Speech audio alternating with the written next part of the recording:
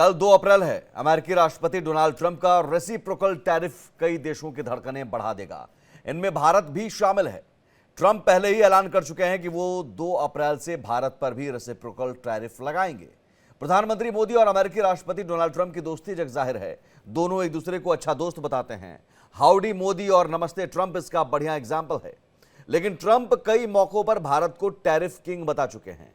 ऐसे में सवाल है कि भारत अमेरिकी टैरिफ के नुकसान से बचने के लिए कितना तैयार है और अमेरिका के टैरिफ का किन सेक्टर पर असर होगा। इसी मुद्दे पर हम चर्चा करेंगे, लेकिन उससे पहले यह रिपोर्ट देखिए।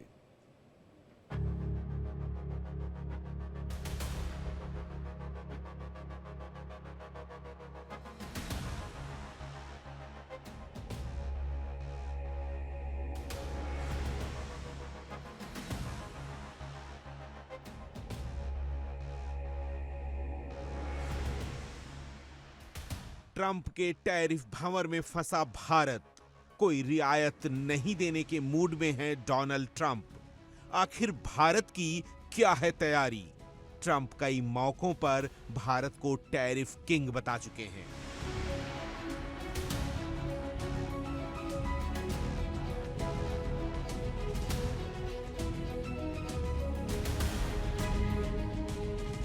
दो अप्रैल ये वो तारीख है जब अमेरिकी राष्ट्रपति डोनाल्ड ट्रंप का रेसिप्रोकल टैरिफ कई देशों की धड़कनें बढ़ा देगा। अमेरिका दुनिया के कई देशों पर 2 अप्रैल को रेसिप्रोकल टैरिफ लगाने जा रहा है। रेसिप्रोकल टैरिफ का मतलब है जैसे को तैसा।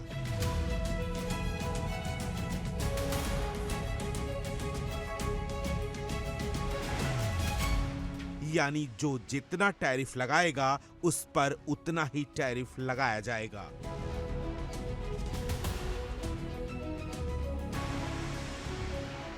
वर्ल्ड ट्रेड ऑर्गेनाइजेशन यानी WTO के आंकड़ों की माने तो भारत में औसत टैरिफ सबसे ज्यादा है। भारत में औसत टैरिफ 17% तो अमेरिका में 3.3% ही है।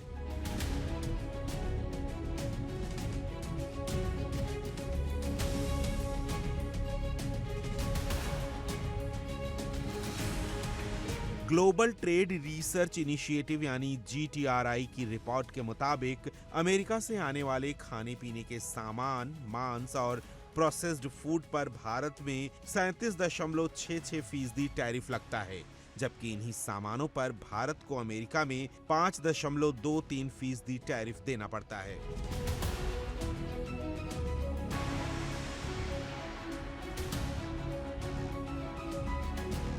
अब सबसे बड़ा सवाल है कि रेसिप्रोकल टैरिफ से सबसे ज्यादा भारत को किन सेक्टर्स पर असर होगा, और दूसरा सबसे अहम सवाल कि भारत की क्या तैयारी है।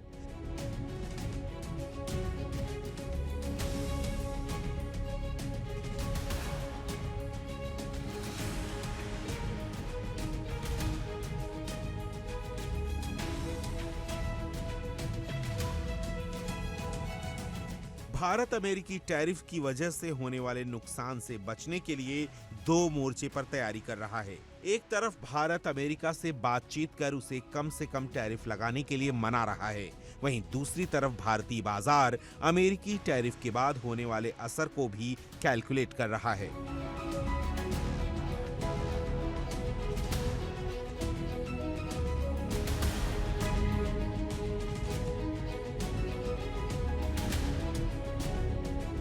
ट्रंप के रेसिप्रोकल टैरिफ का सबसे ज्यादा असर दवाओं पर पड़ेगा। भारत से अमेरिका में सस्ती दवाएं जाती हैं। भारत से अमेरिका 12 अरब डॉलर से ज्यादा की दवाएं और फार्मा प्रोडक्ट्स लेता है। अभी अमेरिका में फार्मा प्रोडक्ट्स पर 1.06%, जबकि भारत में 9.68% टैरिफ लगाया जाता है।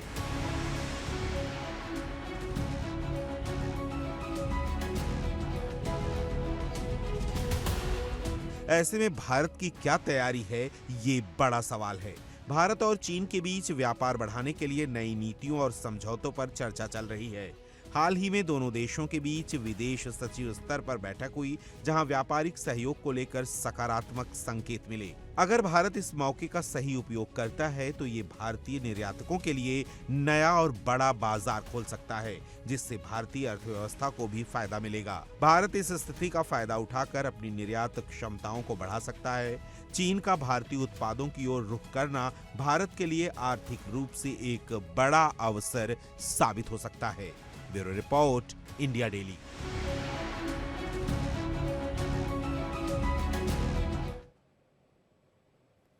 और तमाम खास मेहमान हमारे साथ जुड़ गए हैं। डॉक्टर धीरज कौल हैं, राजनीतिक विश्लेषक, अजय जैन भुटोरिया हैं, ऑथर हैं, मेजर जनरल अश्वनी सिवाच हैं डिफेंस एक्सपर्ट के तौर पर, आकाश जिंदल हैं, इकोनॉमिस्ट हैं।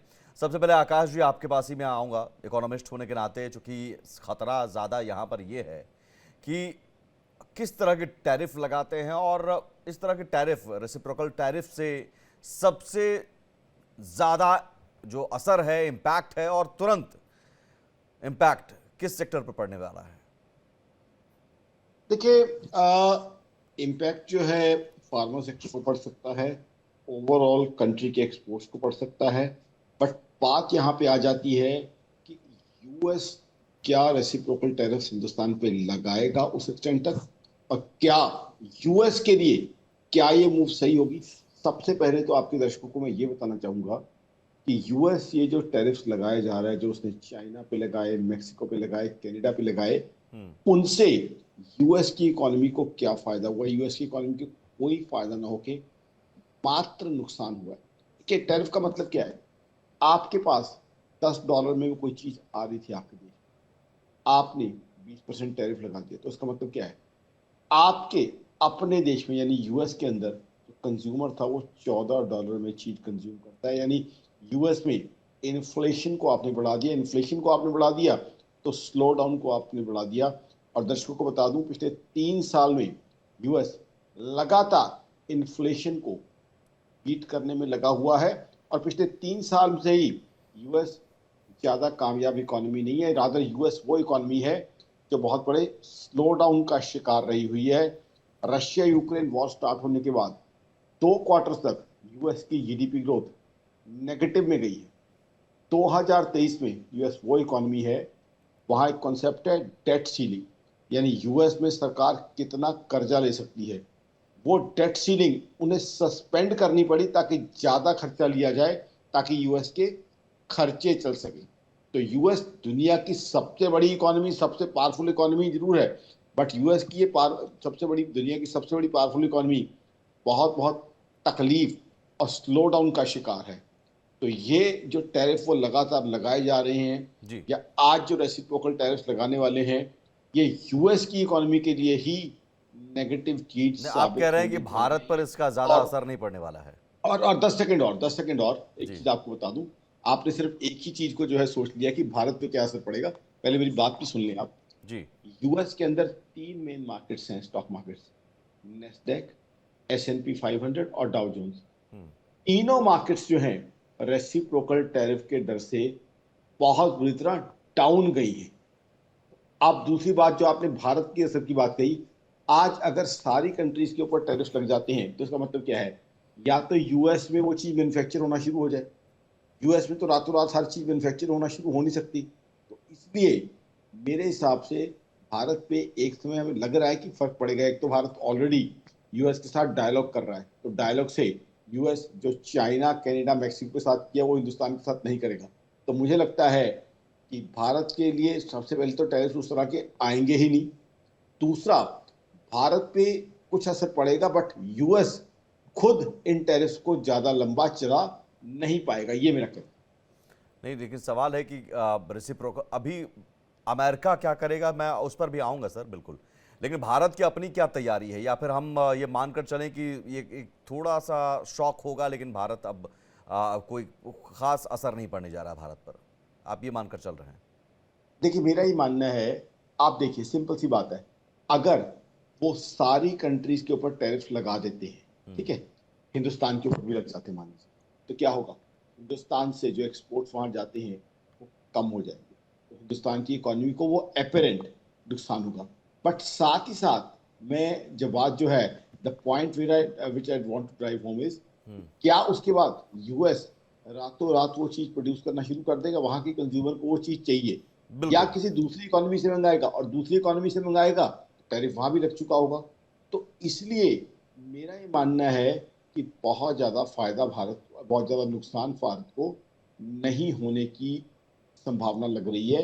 ये एक हाइपोथेटिकल अजम्पशन है कि भारत को नुकसान हो जाएगा, क्योंकि यूएस के कंज्यूमर कौन सी चीज कंज्यूम कर रहा था जो उसे वहां यूएस में नहीं मिलती थी। चलिए, इसका जवाब डॉक्टर धीरज कौल मुझे लगता है ज्यादा बेहतर तरीके से देंगे।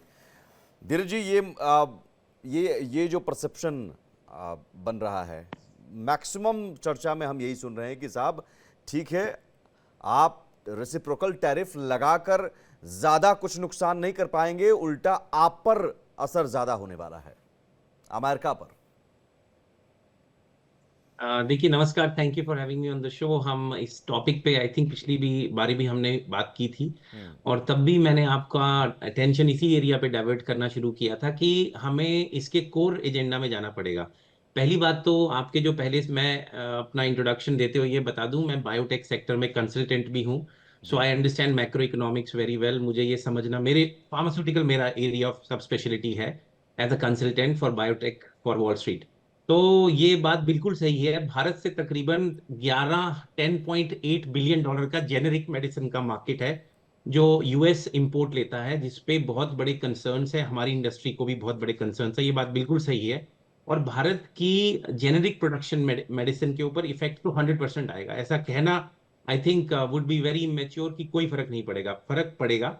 लेकिन हैविंग सेड दैट, आप एक बात को समझिए कि अगर हम इसे मैक्रो में देखें, पूरी आप एक सैटेलाइट व्यू अगर इमेज देखें, तो उससे ये समझ आएगा कि हमारा एजेंडा यहाँ पे क्या है।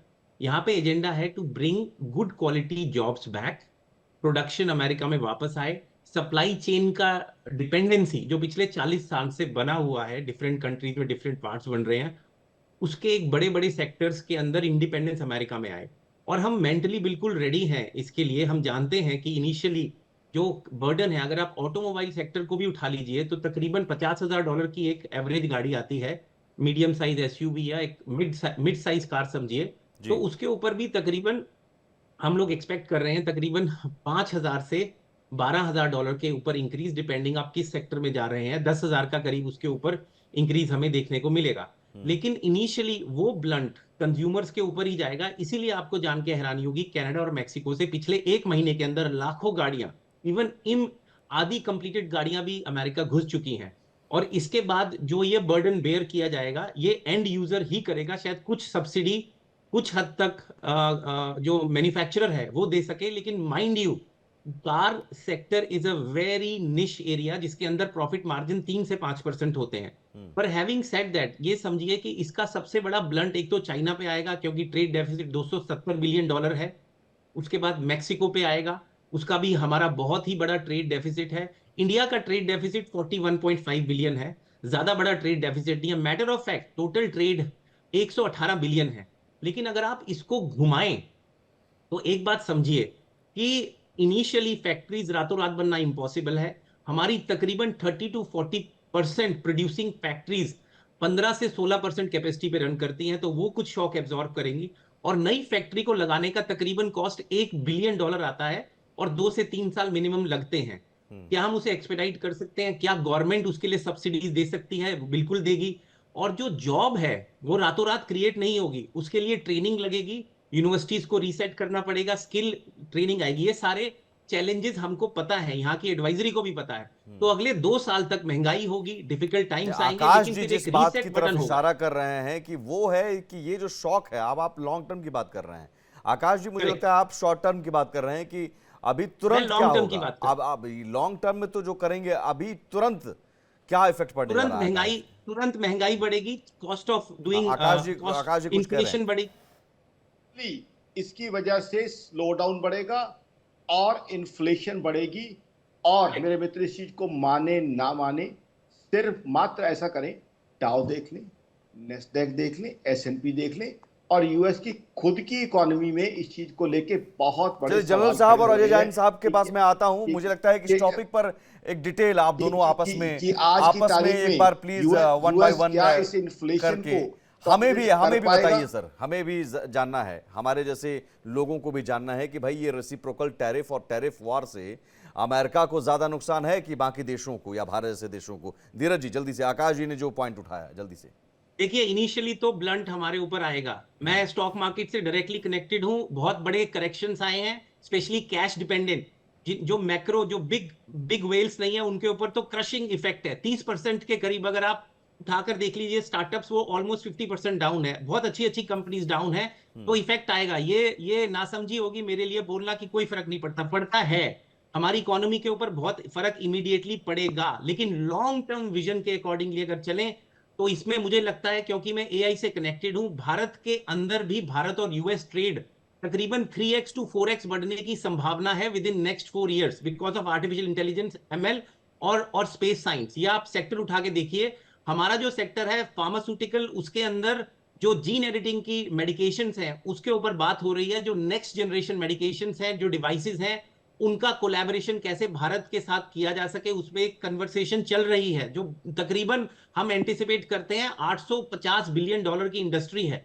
तो डिफरेंट, देखिए ये एक रीस्ट्रक्चरिंग टाइम है। इनिशियली तो पेन आएगा, हमारे ऊपर ज्यादा आएगा, आपकी बात सही है, लेकिन ओवरऑल ये प्रोडक्शन वापस अमेरिका लाएगा with time, not immediately 6 months, 1 year, maybe 2 years, maybe 3 years, ठीक है, बट छोटा छोटा इवेंचुअली जवाब good Akash ji. Paying jobs will come back, मैं एंटिसिपेट करता हूं। जी, देखिए सबसे पहले तो यूएस के खुद के हालात इस समय क्या है। ये जो दुनिया की सबसे बड़ी इकोनॉमी है, क्या रशिया यूक्रेन वॉर स्टार्ट होने के बाद 2 क्वार्टर्स तक नेगेटिव जीडीपी ग्रोथ नहीं रही? क्या दुनिया की सबसे पावरफुल इकोनॉमी को 2023 में डेट सीलिंग नहीं सस्पेंड करनी पड़ी है? क्या दुनिया की सबसे पावरफुल इकोनॉमी को पिछले 3 साल से एड़ी चोटी का जोर नहीं लगाना पड़ा है इन्फ्लेशन को टैकल करने के लिए, इन्फ्लेशन को कम करने के लिए? क्या दुनिया की सबसे पावरफुल इकोनॉमी को हर 15 दिन में सबसे इंपॉर्टेंट डेटा ये नहीं होता था कि इन्फ्लेशन कितनी हो गई है, और उसी इन्फ्लेशन को अब बढ़ाए जा रहे हैं? और दूसरी बात, यूएस ठीक है आज तक दुनिया की सबसे पावरफुल इकोनॉमी है, बट अब मेरे हिसाब से क्लियर कट पॉसिबिलिटी है दुनिया में और ब्लॉक्स बनने की। आज की तारीख में आपने एक बहुत बात सही कही थी शुरू में कि चाइना हिंदुस्तान से इंपोर्ट बढ़ा सकता है, तो दुनिया में ऐसे ब्लॉक्स बन सकते हैं जो यूएस को शायद अलग थलग कर दे। और डी डॉलराइजेशन भी एक सच्चाई है जो होती जा रही है, रैम्पेंटली आगे बढ़ रही है डिजिटल करेंसीज के साथ। यूएस को उस चीज का भी पता है। तो यूएस जो दुनिया की सबसे पावरफुल इकोनॉमी है, ये जो स्टेप है, हो सकता है दुनिया में इस तरह के कुछ ब्लॉक्स बन जाए जो आपस में ट्रेड बढ़ा दें और यूएस उस ट्रेड का हिस्सा ना रहे।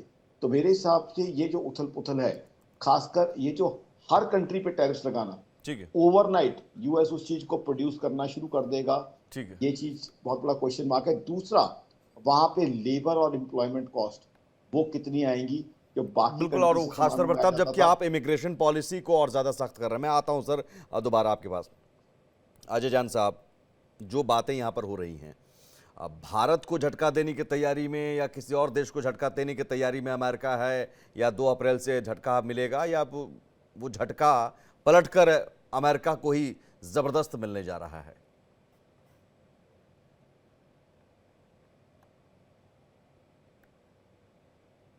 अनम्यूट कर लीजिए sir, Ajay ji, unmute please. As a democrat my और as a democratic party leader, Trump ने जो ये चुनाव जीता था उसमें एक उसका उनका एक प्रॉमिस था कि हम इकोनॉमी ठीक करेंगे और हम कॉस्ट को रिड्यूस करेंगे लोगों के लिए, और उनका इमिग्रेशन बॉर्डर शट डाउन करेंगे और यूक्रेन वार को बंद करेंगे। ये उनका मेन एजेंडा था। लेकिन जो आते ही ट्रंप ने ये जो टैरिफ का वार शुरू किया है, ये उसके एजेंडे से बिल्कुल विपरीत है। और जैसे डॉक्टर धीरज ने और आकाश जी ने कहा, इसका डायरेक्ट इम्पैक्ट नॉर्मल अमेरिकन पर पड़ेगा, जो $2500 से $5000 या उससे ज़्यादा या कम की कॉस्ट जो है पर पर्सन, उसको इस टैरिफ की वजह से हो सकता है इस साल अगले साल तक वो कॉस्ट बियर करनी पड़े, नॉर्मल एवरेज आदमी की जो है वो करेगी। ट्रंप का अगर मैं पॉजिटिवली ट्रंप के एजेंडा को देखूं तो उनका starting of tariff was with Mexico and Canada कि फेनेटल जो ड्रग बॉर्डर से आती है उसको रिड्यूस करने के लिए, उसको प्रेशराइज करने के लिए कि बॉर्डर पे सिक्योरिटी इंक्रीज करो, he started using tariff as a method to deal with Mexico and Canada. But eventually ये उसने फिर इसको बढ़ा के सभी कंट्री के साथ रेसिप्रोकल टैरिफ में बदल दिया। अब इसका इम्पैक्ट डॉक्टर धीरज ने तो डिटेल्स में बता ही दिया कि यूएस की इकोनॉमी में शॉर्ट टर्म पड़ेगा। वेदर लॉन्ग टर्म में ये मैन्युफैक्चरिंग वापस यूएस आती है या मिडवे ये सब डिरेल हो जाता है, ये तो टाइम ही बताएगा।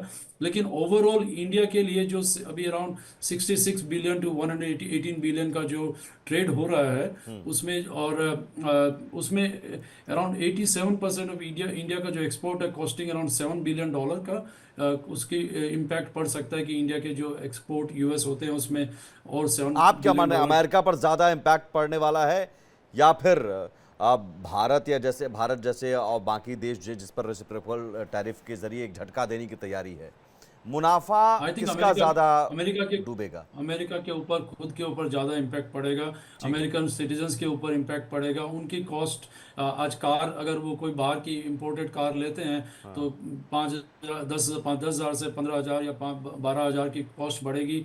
नॉर्मल जो हम फूड प्रोडक्ट्स मेक्सिको से इंपोर्ट करते हैं, तो नॉर्मल ग्रोसरी ले लीजिए, आज मेजर ग्रोसरीज जो है वो मेक्सिको से आती है, तो वो सारी कॉस्ट बढ़ेगी। आज हम इंडियन अमेरिकन है जो हम एग्रीकल्चर प्रोडक्ट और ग्रोसरीज, जो हमारी ग्रोसरीज और हमारे जो प्रोडक्ट इंडिया से आते हैं वो हमें और महंगे होंगे यहाँ पे आने के बाद में, जब टैरिफ ये हो जाएगी।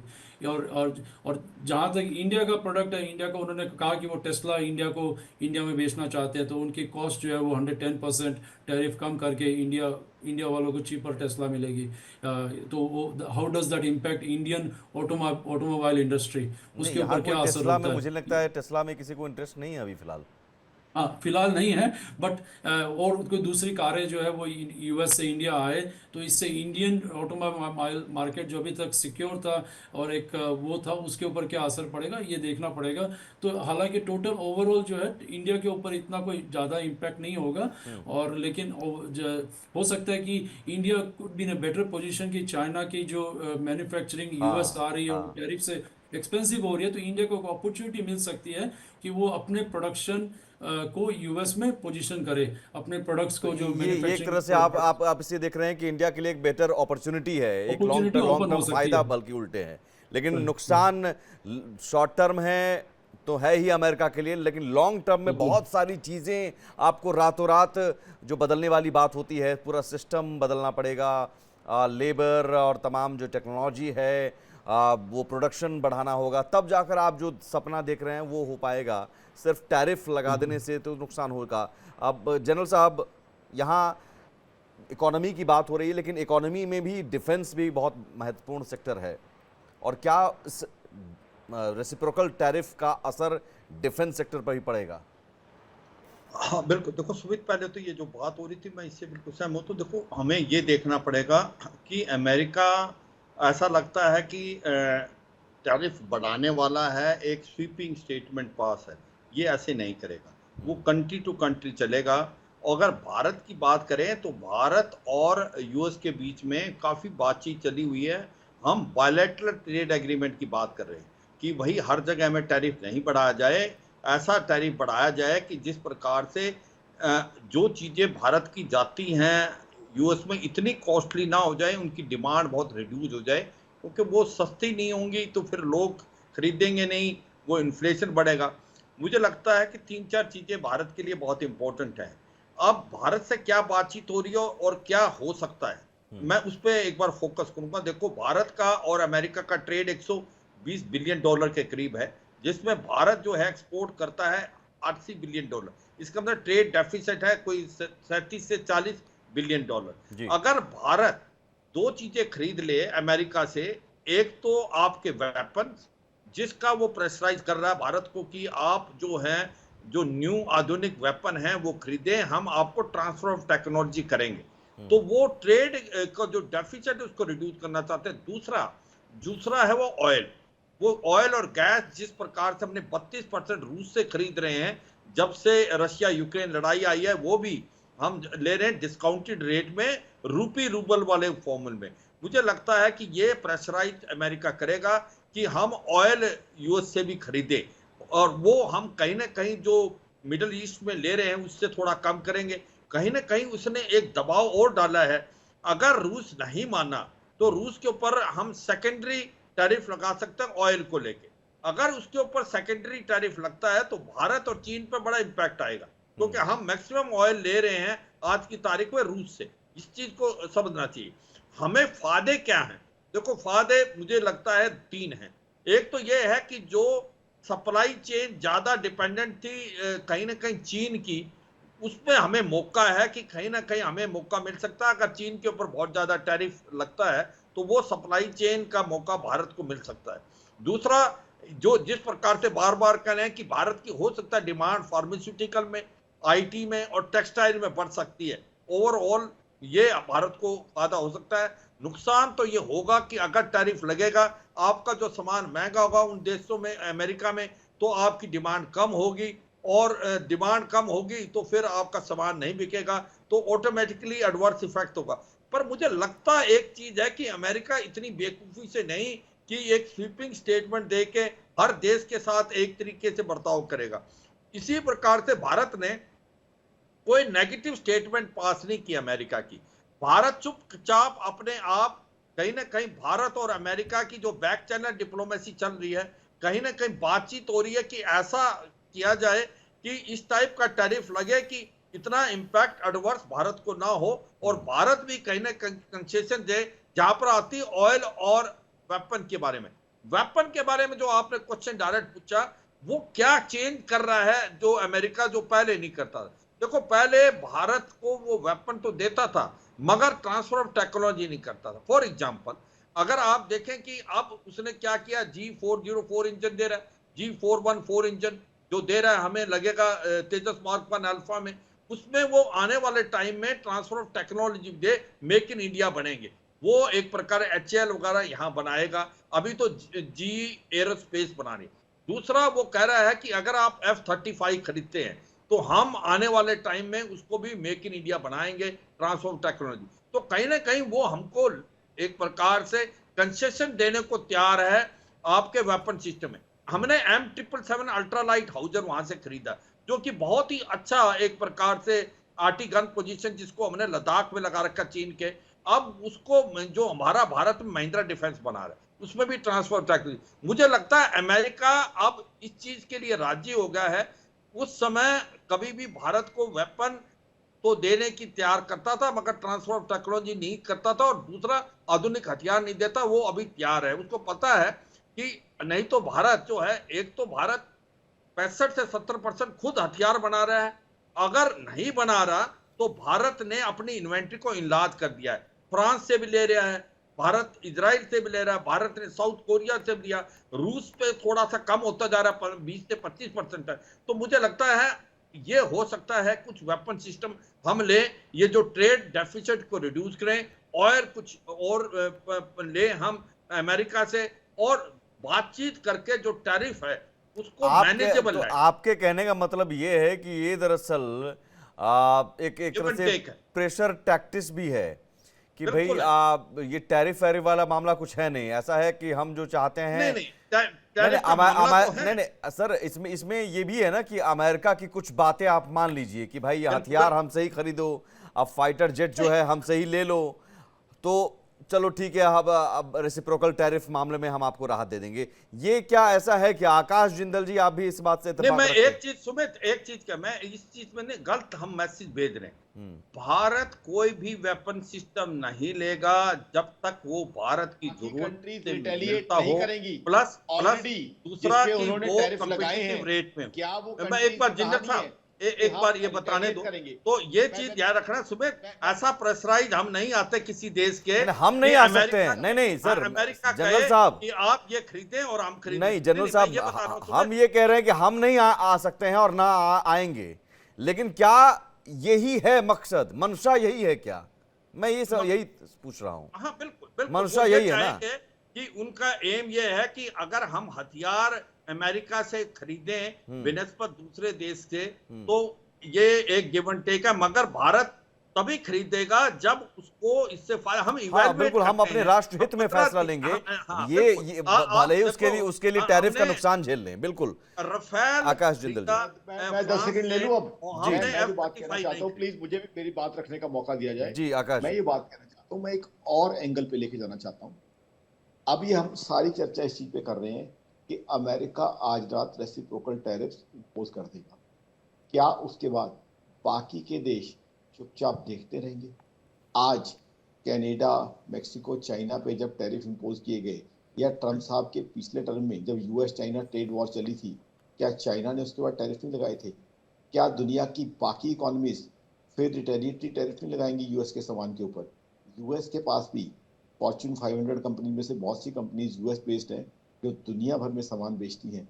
तो यूएस को इस चीज़ को भी सोच के चलना पड़ेगा कि अगर वो दुनिया से आने वाले सामान पे टैरिफ लगाएंगे, क्या बाकी के मुल्क उस टैरिफ को बैठे देखते रहेंगे? या यूएस को ये नहीं पता कि बाकी की कंट्रीज भी उसके अगेंस्ट रेसिप्रोकल या रिटेलिएटरी टैरिफ लगा सकते हैं? ट्रम्प साहब का जो पिछला टर्म था उसमें मैं लेके जाना चाहूँगा, यूएस चाइना ट्रेड वॉर उसमें चली थी। क्या अब बाकी कंट्रीज के अगर बिजनेस इंपैक्ट होता है वो यूएस पे टैरिफ नहीं लगाएंगी, तो वो यूएस की इकोनॉमी को कहाँ पहुँचाएगा? मेरा मानना है कि ये सब चीज़ें मात्र दुनिया को एक टैरिफ वॉर की तरफ ले जाएंगी, और वो भी उस समय में जबकि दुनिया क्लियरली स्लो डाउन का शिकार है। दुनिया ने पहले कोरोना देखा, फिर रशिया यूक्रेन वॉर देखी, फिर आपने इसराइल का इशू देखा, अभी भी ईरान का इशू चल रहा है, तमाम तरह के जियोपॉलिटिकल इश्यूज चल रहे हैं। ऐसे में होगा क्या, अब जियोपॉलिटिकल इश्यूज या वॉर से तो दुनिया जूझ रही है, अब एक ट्रेड वॉर भी दुनिया के सामने आके खड़ी हो जाएगी। तो महज ये ना सोचा जाए कि यूएस आज रात टैरिफ्स लगा लेगा, उसके बाद चीज़ें खत्म हो जाएंगी। बाकी इकोनॉमीज भी उसके बाद टैरिफ यूएस के प्रोडक्ट्स पे लगा सकती हैं, जो यूएस को भी पता है, और कुछ इकोनॉमीज तो ये चीज़ क्लियर कर चुकी हैं। हिंदुस्तान में एक जरूर कहूँगा, हमारे नेताओं की सूझबूझ है कि पहले से ही फ्लेक्सिबल होकर यूएस के साथ वार्ता कर रहे हैं, और उस वार्ता का असर ये रहेगा, जो डायलॉग चल रहा है, जो ट्रेड डील चल रही है, कि हिंदुस्तान पे शायद टैरिफ कम लगे। तो कहीं ना कहीं हिंदुस्तान ने बड़ी एक प्रैक्टिकल और फ्लेक्सिबल चीज शो की है। बट ओवरऑल क्या बाकी के सारे कंट्रीज महज देखते रहेंगे कि अमेरिका ने टैरिफ लगा दिए और उसके बाद वो कुछ भी एक्शन नहीं लेंगे? नहीं, और यहाँ तो एग्जाम्पल है कि कनाडा ने तो सीधे, कनाडा जैसा देश जो कि ऐतिहासिक रूप से दोनों देशों के बीच रिश्ता रहा है, कनाडा ने कह दिया कि ठीक है साहब, आपसे हम सारे संबंध तोड़ रहे हैं, इस संबंध को खत्म कर दिया जाए। तो जनरल साहब, जो आकाश जी ने बात कही, मैं उसी बात को आगे बढ़ाते हुए फिर उसके बाद अजय जी और डॉक्टर धीरज कौल, कि भाई अमेरिका एक तरह से ये करके आपको लोग पहले ही मान रहे थे कि ठीक है साहब, आप सुपर पावर हैं, लेकिन ये करके आप तमाम जो उन देशों की भी नाराजगी मोल ले रहे हैं जो शायद आपके साथ चल रहे थे। हाँ बिल्कुल, देखो सुमित, ये तो गिव एंड टेक है। अगर अमेरिका का बिहेवियर रहेगा, टैरिफ दूसरे देशों पर लगाएंगे, तो रेसिप्रोकल टैरिफ तो वो भी लगाएंगे, ये तो सच्चाई है। और ये कह रहे हैं कि अगर जिस प्रकार से अमेरिका का अभी चला हुआ है तरीका डोनाल्ड ट्रंप का, हो सकता है कि पूरे वर्ल्ड की जीडीपी 3 to 4% श्रिंक हो जाए। और ये भी सच्चाई है कि जो अभी जीडीपी का 14 to 16% जो यूएस का, वो इंपोर्ट पे है। अगर टैरिफ ज्यादा लगाएंगे तो इंपोर्ट्स कम हो जाएंगे, उसको भी प्रॉब्लम होगी, उसकी मैन्युफैक्चरिंग इतनी जल्दी कर नहीं पाएगा जो सोच रहा है कि मैन्युफैक्चरिंग बाहर से शिफ्ट होकर दोबारा अमेरिका में आए। तो इतना आसान नहीं है। मुझे लगता है एक बड़ी इंपॉर्टेंट चीज हमें समझनी पड़ेगी, ये जो रशिया यूक्रेन वार और इजराइल की जो लड़ाई हो रही है, हमास, हूती रेबल और एक प्रकार हिजबुल्लाह और ईरान के साथ, इससे हो क्या रहा है कि एक प्रकार वेपन की डिमांड पूरे वर्ल्ड के अंदर बढ़ गई। अगर आप देखें, इंडस्ट्रियल मिलिट्री कॉम्प्लेक्स जो अमेरिका का है, वो मुझे लगता है बहुत जोरों से चला हुआ, उनके हथियार बिक रहे हैं। अब वो देश जो पहले हथियार खरीदते नहीं थे, वो भी अब अपना जो जीडीपी का 2% से ज्यादा, जैसे नेटो ने, वो हथियार खरीदने लगे, और सबसे ज्यादा हथियार अमेरिका के बिक रहे हैं, क्योंकि अमेरिका की इंडस्ट्रियल मिलिट्री कॉम्प्लेक्स सबसे बड़ी है। और इसी प्रकार से फिनलैंड और स्वीडन, जो कि नेटो का हिस्सा नहीं बनना चाहते, न्यूट्रल, वो भी नेटो का हिस्सा बने। तो मुझे लगता है कि अमेरिका को वैसे भी आने वाले टाइम में, अगर आप वेपन सिस्टम के हिसाब से देखें, तो मार्केट बहुत बड़ी मिलने वाली है।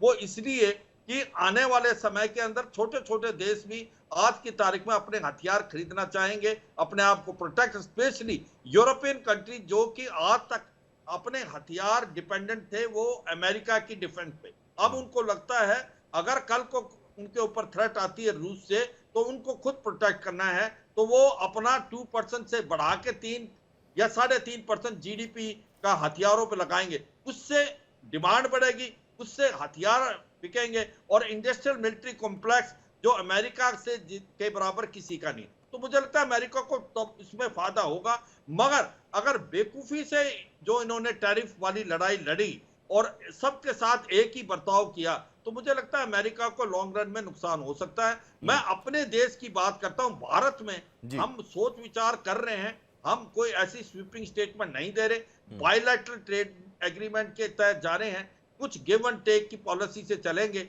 कुछ हम उनके टैरिफ रिड्यूस कर दिए, जैसे टेस्ला में कर दिया, हमने मोटरसाइकिल में कर दिया, हमने एप्पल पे कर दिया। ऐसा मुझे लगता है India is open for discussion और हम चुपचाप जो चीज हमारे को फायदे में है वो करेंगे। हमारे ऊपर स्वीपिंग टैरिफ मुझे लगता नहीं। बिल्कुल अजय जैन साहब, आप भी इस बात से सहमत होंगे, भाई कोई भी देश अपना हित देखता है, पहले राष्ट्र हित देखता है। अमेरिका अगर अपना हित देख रहा है, लेकिन जब आप बात जियोपॉलिटिकल चीज़ों की होती है या फिर कूटनीति की होती है या फिर ट्रेड की होती है, तो थोड़ा आप बढ़िए थोड़ा हम बढ़ते हैं, 2 कदम आप बढ़िए 2 कदम हम बढ़ते हैं। ऐसा नहीं कि हाँ हम जो कहेंगे वही सुना करिए, नहीं तो फिर हम ये कर देंगे, ऐसा नहीं चलता है ना।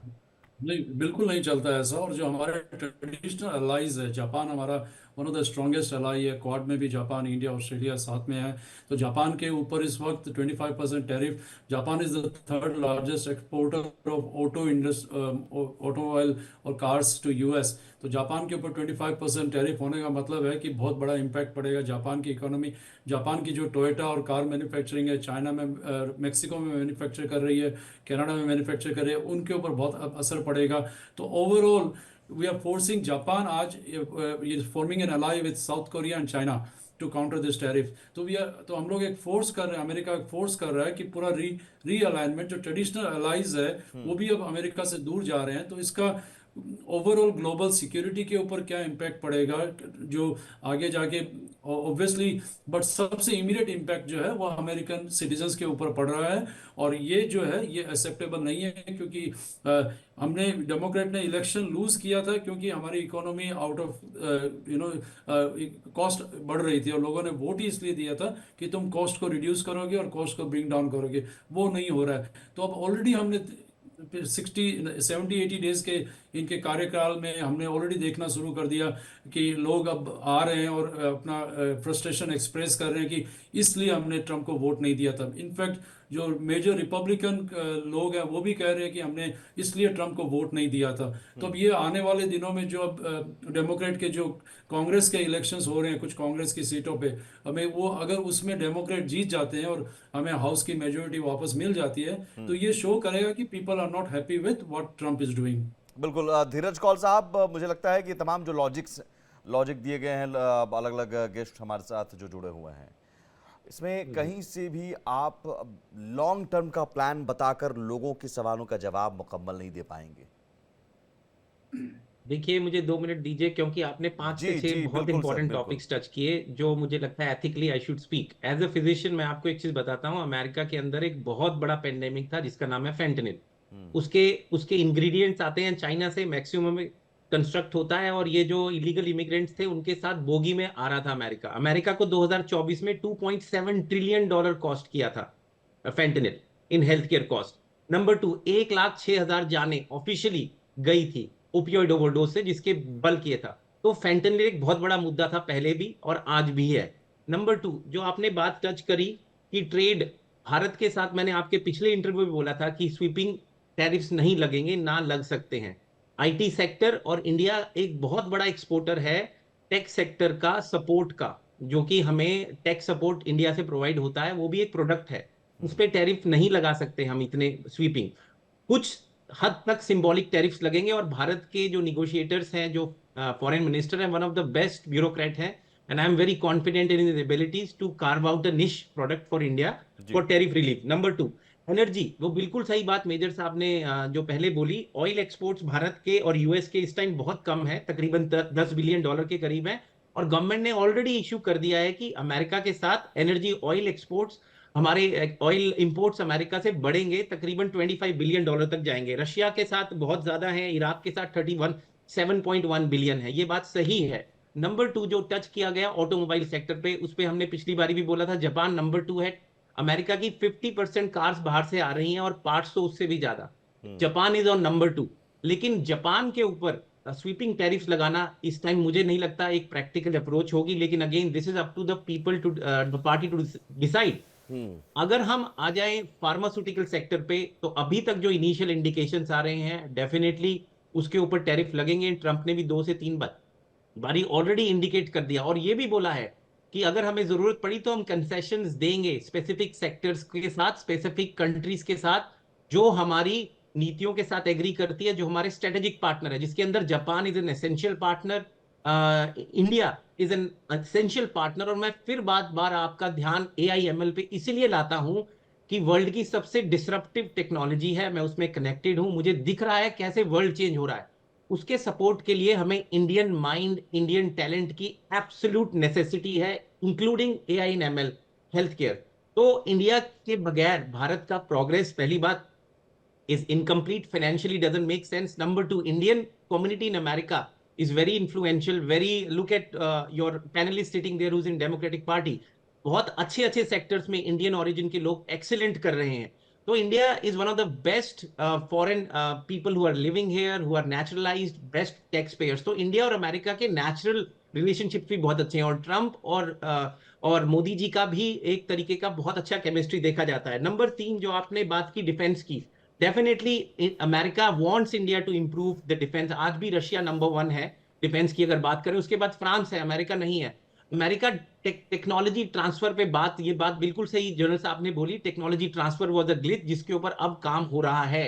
Because Trump comes from a business background, he understands कि बिजनेस ट्रांसफर के लिए एक कंट्री भी तो चाहेगी उसके पास टेक्नोलॉजी हो, वरना उसको फुल टाइम डिपेंडेंट होना पड़ेगा। मैटर ऑफ फैक्ट, अगर आप रीसेंट रिपोर्ट्स पकड़े तो यूरोपियन यूनियन ने F-35 को रिफ्यूज किया, क्योंकि किल बटन, उनको लगता है अमेरिका के पास एक किल बटन है, दबाया F-35 काम नहीं करेगा। यहां से ऑफिशियल स्टेटमेंट आई कि नहीं, ऐसा कुछ नहीं है। नंबर 3, ताइवान को अभी 2 दिन पहले 66 फाइटर जेट्स अप्रूव किए गए हैं, जो अब रिलीज होंगे, जो प्रायर गवर्नमेंट में शायद नहीं रिलीज हुए थे, लेकिन अब करेंगे 66 the most technologically advanced F-16 fighter jets, जो उनकी सिक्योरिटी बढ़ाएगा। तो बहुत सारे डिसरप्टिव चेंजेस हैं। ये बात बिल्कुल सही है, अजय जी ने भी बोली, इनिशियली इसका हिट एक कॉमन मैन को मिलेगा, देयर इज अ डिसकंटेंट, ये भी बात सही है। कई स्टेट्स में डेमोक्रेट्स वापस जीत के आ रहे हैं, एक ट्रेंड दिख रहा है, क्योंकि लोगों के पास उतनी बर्दाश्त पावर है कि नहीं, ये समय हमें बताएगा। लेकिन नहीं, उनका लॉन्ग टर्म अगर विजन सर, देखें, वो भी तब जबकि पहले से ही उनकी जेबें लगभग खाली हैं, परेशान है वो। नहीं नहीं, ये बात आपकी 100% सही है। मैं फाइनेंस से कनेक्टेड हूं, मैं आपको बता सकता हूं, एक कॉमन मिडिल मैन के लिए सरवाइव करना पिछले 3-4 सालों में मुश्किल है। एक अमेरिकन ड्रीम जो अजय जी ने बताया, जिसके बेस पे ट्रंप जीत कर आए कि इन्फ्लेशन को कम करेंगे, इनिशियली वो मुझे नहीं दिख रहा कम होती हुई। ये एक बहुत बड़ा बल्कि और कंसर्निंग फैक्टर है, बढ़ लेकिन सकती है। बढ़े नहीं सकती, बढ़ेगी। बढ़ेगी, टैरिफ का मतलब बिल्कुल। ही यही है कि ये एक कॉमन उसके ऊपर जाएगा। लेकिन अगर लोग इस बर्डन पेन को सहने को तैयार हैं, तो फ्यूचर में जो चेंजेस आएंगे, जो गुड पेइंग जॉब्स अमेरिका में वापस आएंगी, प्रोडक्शन बढ़ेगी, जो गवर्नमेंट का विजन है, अगर वो इंप्लीकेट होगा, तो क्या इतना पेन पब्लिक सहेगी, ये समय देखकर ही आप बता सकते मुझे हैं। ये लगता है पहले कि प्रिडिक्ट करना डेमोक्रेटिक बहुत, पार्टी के नेता हैं, लोगों से मिलते जुलते होंगे। अजय जी, आप वहां लोगों से मिलते जुलते हैं, ये जो धीरज जी कह रहे हैं कि भाई क्या हम अभी कड़वी दवा पी लें तो हमारी सेहत आगे के लिए सुधर जाएगी, तो क्या वो कड़वी दवा अभी पीने के लिए तैयार हैं जो कि पहले से ही पी रहे थे, महंगाई से परेशान थे? देखिए, विजन अच्छा है अमेरिका के लिए कि लॉन्ग टर्म में मैन्युफैक्चरिंग आए। स्टेट जैसे स्टेट ऑफ मिशिगन, जहाँ पे फैक्ट्रियाँ चली गई थी, पेंसिल्वेनिया, उस मिडवेस्ट में, वहाँ पे मैन्युफैक्चरिंग आए, ओहायो में आए, ये लॉन्ग टर्म अच्छा है। पर इस लॉन्ग टर्म को सस्टेन करने का माहौल अभी नहीं है, क्योंकि देश पिछले 3 सालों में जब जो लोग बाइडेन के पूरे खिलाफ हो के जो अगेंस्ट में इलेक्शन लड़ा था कि ग्रोसरी का प्राइस इतना है, अंडे का प्राइस इतना है, ये इसके ऊपर लड़ा था कि और हम आते ही कॉस्ट को रिड्यूस कर देंगे। और लोग ये भी चाह रहे थे कि नए जॉब्स क्रिएट नहीं हो रहे हैं, अनएम्प्लॉयमेंट राइज हो रहा है, लोगों की स्पेंडिंग कम हो रही है, तो ये सारी कॉस्ट को अभी सहन करने की कैपेसिटी नहीं है। तो जो लेटिनोज, जो ब्लैक अमेरिकन्स, एशियन अमेरिकन जो डेमोक्रेटिक पार्टी छोड़ के गए थे और उन्होंने ट्रम्प को वोट किया था कि ये बेटर करेगा इकोनॉमी, तो वो आई डोंट थिंक इस बात के लिए रेडी है। और अभी हम ऑलरेडी लोगों से बात करते तो सुन रहे हैं कि वो फ्रस्ट्रेट हो रहे हैं। तो अब इसका वही है कि अब ट्रम्प की अगर ये लॉन्ग टर्म विजन और पॉलिसी है कि अमेरिका के लिए मैन्युफैक्चरिंग वापस लाए, तो शॉर्ट टर्म में इसका असर अच्छा नहीं है देश के भीतर। तो और साथ में हमारी जो फिर पार्टनरशिप असंतोष और बढ़ाएगा सर, आप जो बात कर रहे हैं। तो ये डोनाल्ड ट्रंप प्रशासन जो है, या रिपब्लिकन पार्टी समझा पा रही है, समझाने की कोशिश कर रही है और लोग समझ पा रहे हैं? आप कह रहे हैं नहीं? अब ये तो वो रिपब्लिकन पार्टी का ही विजन जाने कि वो क्या चाहते हैं। उन्होंने एक साइड में तो सारी ग्लोबल पार्टनरशिप जो है, जो अच्छे अच्छे हमारे जो ट्रस्टेड पार्टनर्स हैं उनके साथ ब्रेकअप कर लिया, कंट्री के विद इन लोगों को परेशानी की तरफ धक्का दे रहे हैं। तो ओवरऑल इनकी स्ट्रेटेजी एक कैओस लग रही है इस वक्त, और कह पाना मुश्किल है कि लोग कितना उनके साथ देंगे। धीरज जी जल्दी से। हाँ, देखिए, मैं एक बात एज अ फाइनेंशियल एनालिस्ट आपको बता दूं कि अमेरिका की मोस्ट ऑफ द इनकम 80% से ज्यादा सर्विसिंग सेक्टर के थ्रू आती है, प्रोडक्शन से नहीं। और ज्यादा अच्छी पेड जॉब्स भी सर्विसिंग सेक्टर में है। तो जो विजन है to bring back manufacturing hub back to US एक चैलेंजिंग फैक्टर है। वो आपकी बात 100% सही है। पूरी सप्लाई चेन को दोबारा अमेरिका में लाना उनकी सिक्योरिटी के लिए, वो एक बात और कहते हैं सिक्योरिटी के लिए, फार्मा को लाना, मैं 100% एग्री करता हूं। हमने कोविड में उसके रिपरकशन देखे, क्या परेशानी, हमारे पास टाइनलॉल बनाने की कैपेबिलिटीज नहीं थी उस टाइम, और अब काफी चेंजेस आए हैं। लेकिन ये समय बताएगा। और एक चीज और बताऊं आगे आपके व्यूअर्स के लिए, इस टाइम अमेरिकन मार्केट्स के अंदर भी जो स्मार्ट इन्वेस्टर है, ही सिटिंग ऑन द साइड, क्योंकि अभी और टंबल डाउन आने की पूरी पूरी संभावना है। लेकिन at the end of the day मुझे लगता है हम पॉलिसीज को देखना चाहिए कि कॉमन मिडिल मैन की सफरिंग कैसे कम से कम की जा सके। तो वो कैसे होगा? देखिए, वो तो मुझे लगता है एक स्टिमुलस पैकेज देना पड़ेगा गवर्नमेंट को, क्योंकि इनिशियली तो इफेक्ट आएगा, जैसे ट्रंप ने कोविड के दौरान दिया था। आई होप एंड प्रे कुछ ऐसा स्टिमुलस पैकेज मिले जिससे हर हाउस होल्ड को $1000, $2000, $3000 जो भी मिलना चाहिए मिले। क्योंकि अमेरिका के अंदर, मानिए इस बात को, बहुत हार्ड वर्किंग ऑनेस्ट लोग, bulk of them are very very hard working, बहुत टफ समय के थ्रू गुजरे हैं। कोविड के बाद सरकार ने अच्छा भी काम किया, लेकिन फाइनेंशियल बर्डन है। अमेरिकन ड्रीम जो एक घर, गाड़ी और एक गुड क्वालिटी ऑफ लाइफ, वो काफी डिस्टेंट दिखता है आज की डेट में। 4 से 5 साल जॉब करने के बाद आदमी घर खरीद सकता था आज से 20 साल पहले। आपके डेमोक्रेटिक पार्टी के नेता हैं अजय जी, वो भी आपको बताएंगे कि अमेरिकन ड्रीम आज की डेट में प्रैक्टिकली जमीन पे लाना, अगर हस्बैंड वाइफ दोनों काम कर रहे हैं, is a difficult task. Interest rate 7, 7.5, 8% है यहाँ पे, जो 2 से 2.5% होता था। तो आजकल की डेट के अंदर एक गाड़ी आपको $700 पर मंथ की पड़ती है, एवरेज $50,000 की। 2 गाड़ी हो गई 1500, इंश्योरेंस के साथ आप लगा लीजिए 2000। तो अगर आपकी टेक होम सैलरी $5000 है ऑन एन एवरेज, कैसे घर चलाएंगे अगर गाड़ियां ही 2 नहीं आप अफोर्ड कर पा रहे? आप सोचने की बात है फाइनेंशियल टर्म्स में। तो एक इसका मतलब है कि एक पैकेज देना पड़ेगा, और वो पैकेज किस तरह से होगा? क्या कोई सब्सिडी होगी? ये भी अपने आप में बड़ा सवाल। जनरल साहब, मुझे लगता है कि लेकिन एक पॉइंट बताना चाहूंगा। ट्रंप ने जो पहले बोला था, जिसका मैं पूरी सपोर्ट करता हूं, कि इनकम टैक्स को अबॉर्ट करने की बहुत ज्यादा जरूरत है। अमेरिका में हार्ड पेइंग लोग बहुत ज्यादा टैक्स पे कर, मैं पर्सनली आपको बताऊं, मैं मेडिकल प्रोफेशनल हूं, हमारी सैलरीज का तकरीबन 40% टैक्स में चला जाता है। और वो टैक्स को क्या सही तरीके से यूज होता है कि नहीं, ये एक बहुत बड़ा सवाल है, तो जिसके ऊपर dose, department of government efficiency, काम कर रहा है। डीओजी बना है, और उसमें तो कई सारे ऐसे यूएस एड के नाम पर स्कैम्स कहां पकड़े हैं। बांग्लादेश, सर, पाकिस्तान को फंड भी दिए जा आप रहे जान हैं। के हैरान होंगे हाँ। कि स्मॉल बिजनेसेस लोन 9 महीने के बच्चे को मिल रहे हैं। 112 साल के आदमी को स्मॉल बिजनेसेस लोन मिल रहे हैं। जो आदमी मर चुका है 10 साल पहले, उसके ऊपर मेडिकेयर के ये जो सोशल सिक्योरिटी के चेक्स आ रहे हैं, ये फैक्ट्स हैं। ये अभी मस्क ने भी रिलीज किए उसके लिए थे। एलॉन मस्क लगातार कट कर रहे हैं। एलॉन मस्क लगातार बेरहमी से कट कर रहे हैं।